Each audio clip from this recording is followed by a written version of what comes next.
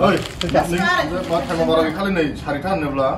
बांद्राय माबा जाहैनोसै ए बन्थावनो नोङो बे आलु जानांगोन ना नों सिगां दंखायो होमबालाय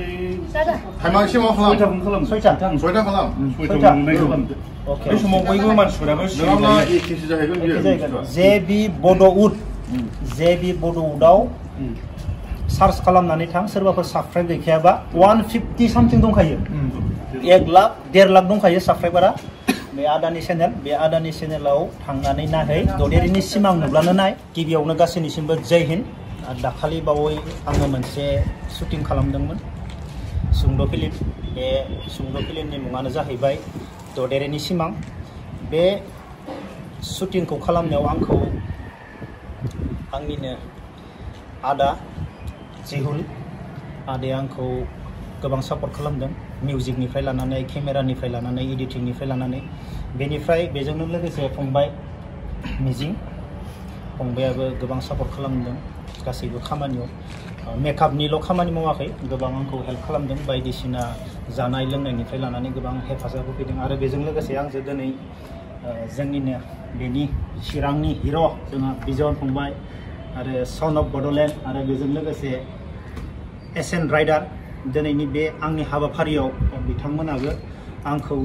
हेफाजाब होफैदों आरो आं सासे आब'खौथ' गासैबो सिनायखाजोबगो काजलगावनि आब'नियाथ' गोबां गिदिर मोनसे स्ट'र दङ दखना स्ट'र गासैबो अल बिटिआरनि बाहेरावनो आब'नि दखनाखौ बायो खोमा आब'आबो दिनै आंनि बेफोरबायदि खामानियाव गावसोरनि बेसेन गोसा समखौ दोननानै आंखौ हेफाजाब होफैदों बेनिफ्राय दाखालि बावैनो हगारनो गोनांमोन हायाखै माखासे प्रब्लेम दङमोन मिउजिकनिफ्राय लानानै गोबां दुर्गा फुजानि गासैबो बिजिमोन खामानि मावनो हायाखैमोन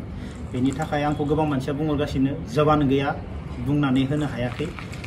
गोबां प्रब्लेम जायो जायफोर फिल्म बानायो बिसोरसो मिथिगौ गोबां प्रब्लेम जायो दिनै फैयै फोजोबनो हाबाय बेनिफ्राय दिनैनो दा 2था जाबाय खुलुमबाय गासिनिसिमबो आंनि मुङा थरेना ददेरे सरगियारि आङो दायो आंनि फार्स्ट बे सुंद' सावथुननि भिडिअखौ दिनै रिलिज होनो थांगासिनो आसा खालामो नोंथांमोना गासिबो अनसायगोन होननानै मानोना बे आंनि गिबि खेब भिडिअमोन ओमफ्रायहाय बेहाय गोबां माने एक्सपिरियेन्स गैयाबो जानो हानायमोन बाट आं हानायमानि आं गाव हाजासे नाजानानै बे भिडिअखौ फोजोबनाय जादों आं बेखौनो होननो सानोदि नोंथांमोननिफ्राय माबाफोर गोरोन्थि जादोंबा आंनिफ्राय गोसो गोरबोनिफ्राय निमाहा बिनाय थाबाय मानोना बे आंनि गिबि खेबनि भिडिअमोन आसा खालामो नोंथांमोना गासिबो अनसायगोन होननानै गोजोन्थों खुलुमबाय आं बेफोरबायदि ब्लगाव एक्चुअली फैफेरा फंबाय जेम्सनि खनले बुंनायाव दिनै फार्स्ट टाइम फंबायनि ब्लगाव फैनाय जाबाय आरो दा नंगौ ददेरेनि सिमां सुंद' सावथुन जेखौ दा दिनै रिलिज खालामनो नागिरदों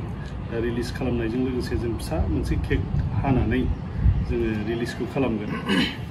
दा नाजादों मोजां जानाय गाज्रि जानायाथ' रायजो राजानि आखायावसो नालाय मोजां खालामनो नाजादोंमोन बिराद खम समनि गेजेरावनो इसेबां 22 मिनिट्स बे भिडिअखौ मावफुंनांगौआबो गोरलै खोथा नङा नालाय नंगौ फंबायनि माबायाबो अक्ट' डेटआबो सोलायबाय थानाय जादों माखासे खामानिया थारमाने इजि जानानै फैया जेबायदि सर्ट भिडिअखौ जों बानायदों बा बिथाङा डाइरेक्सन स्क्रिप्ट गासिबो फंबायनि आखायावनो दा माखासे जिनिसखौ जेरखम जों ओंखाम ओंख्रि संबा मस्ला मस्लि लगायनानैसो गोथाव जायोथ' बै जिनिस फ्लेभार लगायनायाव एसे सम लादों बेनि थाखाय आङो फंबायनि जानानै रायजो राजानिसिम डेट सोलायबाय थानायनि थाखाय आं निमाहा बिखानाय जाबाय दा ददेरेनि सिमां जे सुंद' सावथुन बे गासिबो फाव खालामग्रा एक्टिं खालामग्रा फंबाय बिनानावमोननिसिम रोजा रोजा साबायखर मानो होनना बुङोब्ला बिथांमोनहाबो नोंगौ गोसो होनानै खालामदों जाखिनि हायो खालामदों दा ददेरेनि सिमां बेयाव भिडिअनि डिटेल्सखौथ' आं बुंला जायखिया नोंथांमोनहाबो नायनानै माबायदि मोन्दों उनाव फोरमायहरदो दा दिनै ददेरेनि सिमां बे भिडिअआ आंनि इउटुब चेनेलावनो ओंखारगोन जाय इउटुब चेनेलनि मुङानो जाहैबाय जेबि बड'वुड नोंथांमोनहा नायनो हागोन जेबि बड'वुड इउटुब चेनेलाव नोंथांमोनहा थांनानै नायबानो नुगोन आरो दा माथो खालामहरनो जों गोबाव खालामला आगु बिदिनो दे JB BODOWOOD चेनेलाव दसे समनि उनावनो जोङो आपल'ड होनाय जागोन आसा खालामो गासैबो माने माबायदि जादों माबायदि जायाखै कमेन्ट बक्सआव कमेन्ट खालामनानै खोन्थाहरनो हागोन मानो होनोब्ला बेवहाय उन्दै उन्दै फरायसा गथ'फोर गोजामोन बेनिफ्राय एक्टिं खालामनायाबो गोदान गथ'फोर गोजा थेवब्लाबो नाजानायजों लोगोसे गथ'फोराबो जोबोर गोसो होदों गोसो होनायजों लोगोसे जेरैखि जाया ददेरेनि सिमां बे सुंद' फिल्मखौ जोङो बानायनानै फोजोबनो हाबाय आरो आंजों जाय खामानि मावदोंमोन फंबायमोन जोंहा लाथाव एन्टारटेनमेन्ट वर्ल्ड बिरजय फंबायमोना दिनै बे समाव बेवहाय गैया आङो फंबायमोनखौबो आंनि गोसो गोरबोनिफ्राय माने साबायखर बावहरो दिनै बे भिडिअनि गेजेरजोंनो कमेन्ट बक्सआव कमेन्ट खालामनो दाबाव ददेरेनि सिमां बे माबायदि जादों माबायदि जाबावनांगौ बेखौ नोंथांमोना कमेन्ट बक्सआव कमेन्ट खालामनानै खोन्थाहरनो हागोन केक हादों र' केक हादों केक हानानै केक हादों हादों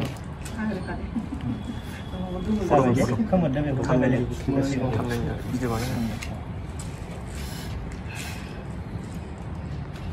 जै ददेरेनि सिमांनि ददेरेनि सिमां बे उन्दै उन्दै गथ'फोरनि थाखाय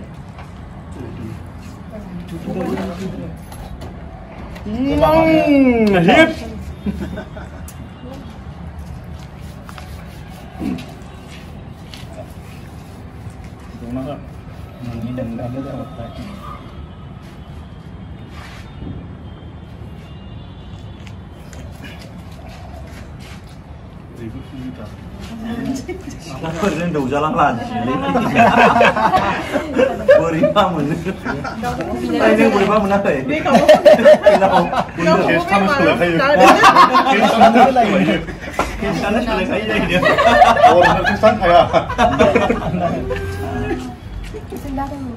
जुना बोरै मोनदों दौजाबाय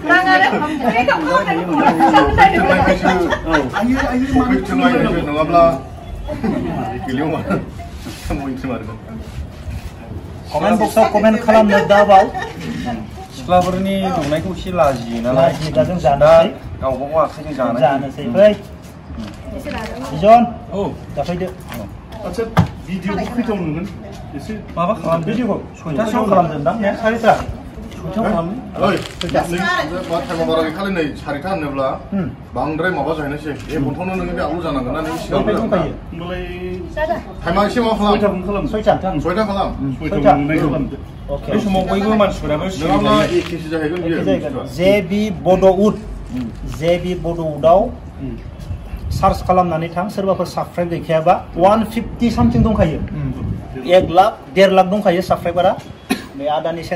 आदानि चेनेलाव थांनानै नाहै ददेरेनि सिमां नुब्लानो नाय बेनिफ्राय आदानि चेनेलखौबो सापर्ट खालामनानै हो बे ददेरेनि सिमांजों लोगोसे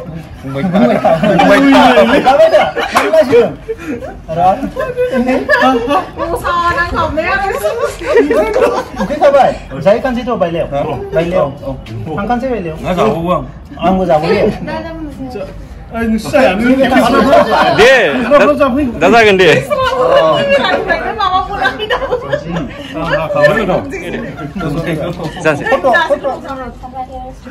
मा बुस्थु बेलाय